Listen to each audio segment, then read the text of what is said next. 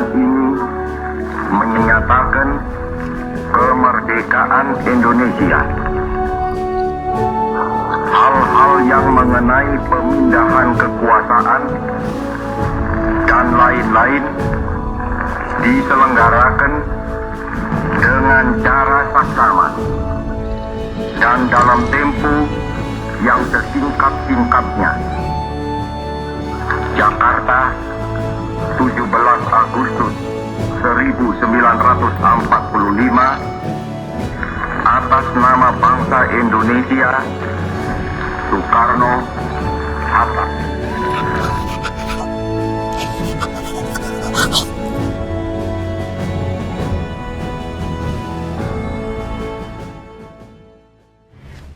Proklamasi kemerdekaan Indonesia menjadi salah satu tonggak sejarah berdirinya bangsa Indonesia yang dicapai melalui perjuangan yang panjang. Pada tanggal 17 Agustus 1945, bertempat di sebuah rumah di Jalan Pegangsaan Timur nomor 56 Jakarta, dilaksanakan pembacaan teks naskah Proklamasi Kemerdekaan Indonesia oleh Insinyur Soekarno dan Muhammad Hatta.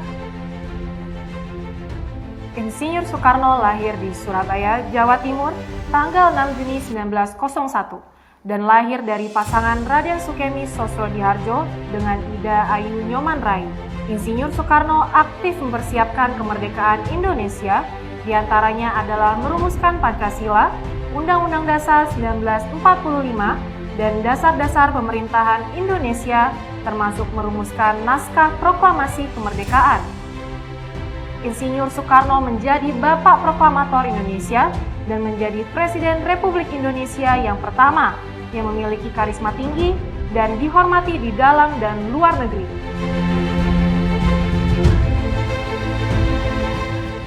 Muhammad Hatta atau akrab disebut Bung Hatta adalah tokoh yang berperan penting dalam perjuangan kemerdekaan dan merupakan Bapak Proklamator Indonesia dan Wakil Presiden Republik Indonesia yang pertama. Lahir di Bukit Tinggi 12 Agustus 1902 dengan nama lengkap Muhammad Hatta dari pasangan Muhammad Jamil dan Siti Salihah. Muhammad Hatta dikenal akan segudang prestasinya. Tidak hanya sebagai perwakilan bangsa di naskah Proklamasi Indonesia, beliau juga dikenal sebagai Bapak Koperasi, Bapak Kedaulatan Rakyat, Bapak Perumahan Nasional, dan Bapak Hak Asasi Manusia. Insinyur Soekarno dan Muhammad Hatta adalah sosok yang berjasa dalam memproklamasikan kemerdekaan bangsa Indonesia. Menjelang proklamasi, Insinyur Soekarno menggagas dasar negara Indonesia, yaitu Pancasila di sidang BPUPKI tanggal 1 Juni 1945. Muhammad Hatta selalu memberikan sumbangsi pemikirannya dalam banyak hal, mulai dari dasar negara, konsep NKRI, proklamasi, hingga gagasan tentang ekonomi kerakyatan. Karenanya, untuk mengenang jasa-jasa mereka, dibangunlah Monumen Soekarno-Hatta di CBD Pik 2, yang merupakan salah satu bentuk nasionalisme kita terhadap bangsa Indonesia. Kalau untuk proses pembuatan patung Insinyur Soekarno-Hatta ini yang nanti hadir di Pik 2, ya. Apakah ada tahapan-tahapan Pak dalam proses pembuatan? Ya, memang ada tahapan dari ketemu ide tadi itu, ketemu gagasan, kemudian dari maket, setelah maket baru bikin perencanaan kerangkanya, setelah itu baru kita proses modelingnya. Dari modeling itu nanti kita juga akan minta dari petunjuk beberapa istilahnya narasumber, di mana karakternya sudah kena atau belum, terus anatominya sudah kena atau belum, proporsinya sudah sesuai atau belum. Kalau sebelah itu sudah kita lihat secara 3 dimensi sudah benar, baru proses kita proses cetak. Proses cetak, baru proses cetak, baru proses cetak lagi ke pengecoran tembaga. Pengecoran tembaga baru kita setting lagi, baru kita angkut ke lokasi. Lalu kalau untuk patung Insinyur Soekarno-Hatta di Pik 2 ini tingginya kira-kira berapa dan untuk dimensinya berapa Pak? Pak Karno itu tingginya sekitar 12 meter, kemudian Pak Hatta itu 11 meter.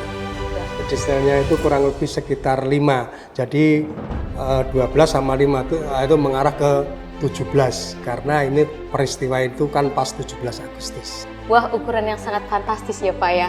Nah, berarti total tinggi dari patung Sama Pedestrian itu kurang lebih 17 meter. Berarti berkaitan dengan hari kemerdekaan ya Pak ya, 17 Agustus gitu ya Pak ya. 17 Agustus. Ini prosesnya step by stepnya kita makan waktu yaitu sekitar 4 bulan, 5 bulanan lah.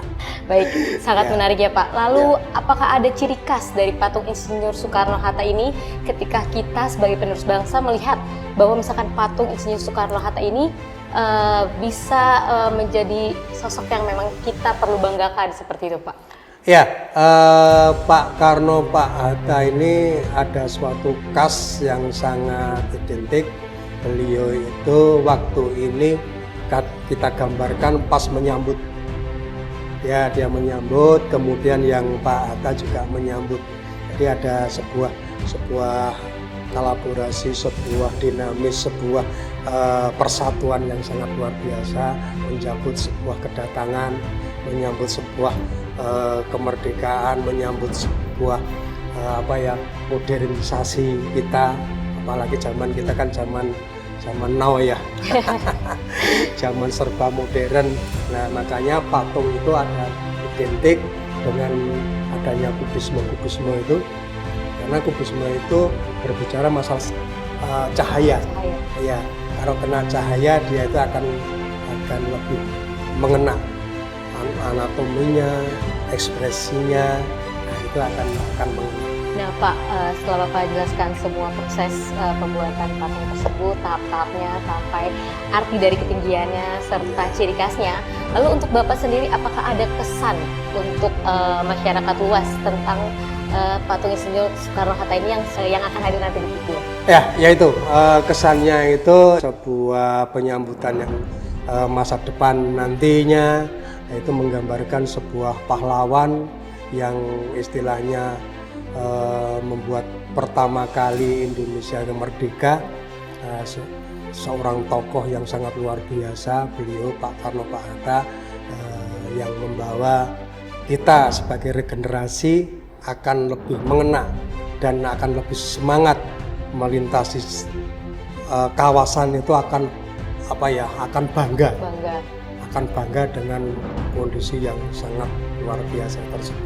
Itu sebuah tanggung jawab saya, sebuah istilahnya karya yang harus kita perjuangkan.